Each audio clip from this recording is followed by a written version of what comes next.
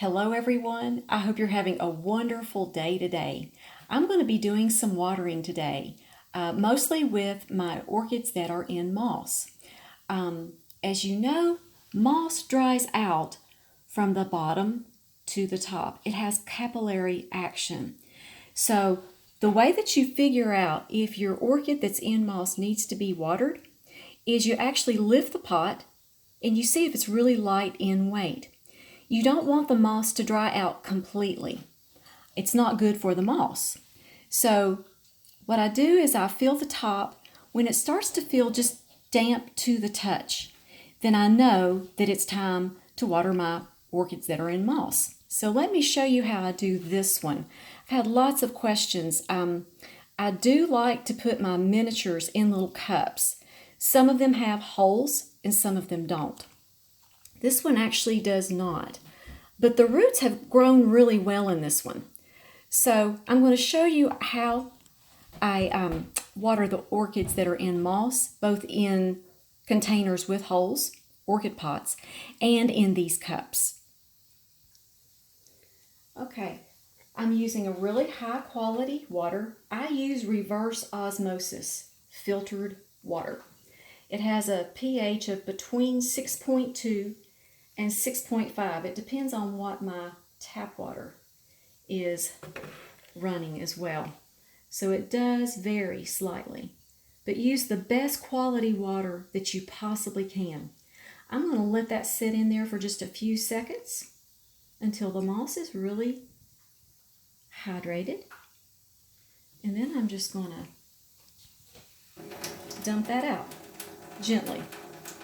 Now the only bad thing about this method is you're going to lose little tiny pieces of moss when you water. So do it rather slowly so that you don't lose that much moss, especially if you pot them up this way. But the roots do grow really well on these miniatures in this method. So some of them I'm keeping in pots without holes. Most of them though, I'm putting them in pots with holes. And if you're a beginner, you're going to find that that's easier. Okay, I'm going to come back and I'm going to check on that. See, the only problem here is I still have a little bit of water pooling up in the bottom. So I need to check on this in about 15, 20 minutes to make sure that all of that is not pulling up at the bottom. Okay, that's good for right now. Okay, and this is Foul Legato. She has a fan club, all of her own, and she is in about a 6 or a 7-inch pot. It looks like there's still some moisture in there, but this pot is very, very lightweight. So this is in a regular orchid pot. It has holes in the bottom, and this is very easy. The only thing you have to keep in mind is when you're watering your moss to water it kind of slowly and gently. Don't push a stream of water through the moss. Just water it very gently. And of course, the water's going to come through the bottom. And all I'm going to do is I'm going to drain this, and then I'm going to check it in just a little while because the moss is going to drain slowly. And I'm going to discard this immediately. I like to just bring my bucket along with me. Makes things a little bit easier. And I'm going to check on this in about 5 or 10 minutes because I'm going to have more water that's going to drain from this. You see, it takes a little bit of time with your moss to water. Okay, and this is my Foul Intensity, and this one is in an 8-inch pot. So the larger the pots that you have your moss in, the less often you're going to need to water them. This one can go a whole week, even if it's sunny, at my regular indoor room temperature, which is about 70 to 75 degrees. On rainy weeks, it can go even longer than that because moss retains moisture and nutrients really well. So I'm just going to evenly moisten. This is about a 10-ounce cup that I'm using. That's about a cup and a little bit, about a cup and a quarter of a cup. Choose just a little bit more. I'm trying to give you some kind of a measurement here so you can tell.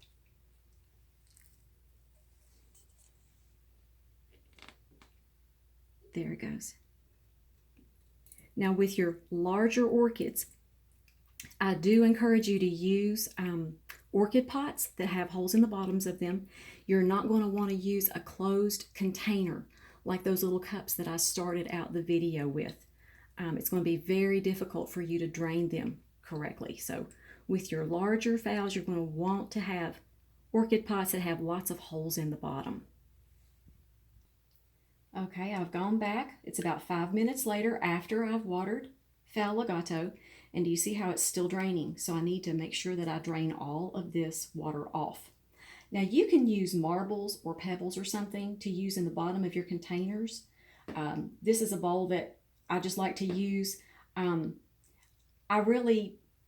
With marbles and with pebbles, they're going to grow a lot of algae and they get dirty.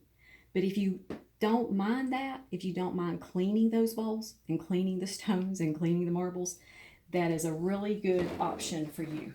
But I like keeping things kind of lightweight for me. It makes it easier on me. And I've come back downstairs in the kitchen to check on my little Intensity Mini. This one is looking really good. I have been growing this one in this cup for about 9 months now, and I've got an incredible root growth. Look at the root tips that are growing on the air roots. So it is very happy. This is a 3-inch diameter cup.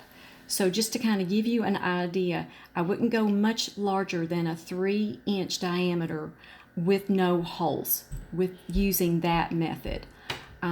As you all know, I changed little Star. The moss needed to be added to. She needed a bigger home because the roots had just grown so quickly. And I really like what I've done with this. I've had this one in this container for about 2 weeks now, and the watering is very easy now. I put charcoal chips at the bottom of this, and I've put holes in the bottom of this container, and this has worked very well too. So I hope that gives you all some really good ideas and some information on how I do my watering in moss, and you all just be highly favored, deeply loved, and greatly blessed. And we'll talk to you all next time.